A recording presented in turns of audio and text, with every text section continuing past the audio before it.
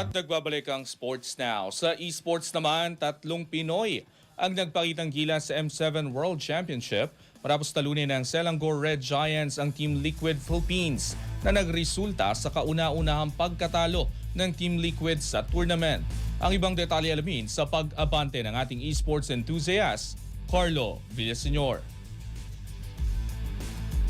3 Pilipino ang nasa likod ng unang pagkatalo ng Team Liquid Philippines sa M7 World Championship matapos silang talunin ng Selangor Red Giants 2-1 sa Swiss stage nitong Martes ng gabi. Pinangunahan ni na Gold Laner Innocent, ex-P-Laner Cram at Coach Arcadia ang panalo ng SRG na naging kauna-unahang pagkatalo ng TLPH sa M7. Malakas ang pinimula ng Team Liquid sa Game 1 ngunit hindi naging madali ang panalo matapos magpakitang gilas si Innocent na nakapagtala ng Savage ang una sa torneo. Sa kabila nito, nakuha pa rin ng TLPH ang unang laro. Nag-adjust ang SRG sa sumunod na 2 laro sa pamumuno ni Coach Arcadia. Sa Game 2, nabawi ng SRG ang momentum bago tuluyang isara ang serye sa Game 3 kung saan naging susi ang solidong depensa at timing ni Nakram at Romer na siyam sa mga huling laban. Sa kabila ng late game attempts ni Carl TZ para sa Team Liquid, nanatiling matatag ang SRG hanggang sa tuluyang maselyohan ang panalo. Dahil sa tagumpay, umabante ang Selangor Red Giants sa 3-0 record at direktang pumasok sa knockout stage. Samantala, nananatili pa rin may tsansa ang Team Liquid Philippines at kailangan na lamang ng isang panalo sa susunod na round para makapasok sa playoffs. Ako si Carlo Villaseñor, Abante Sports,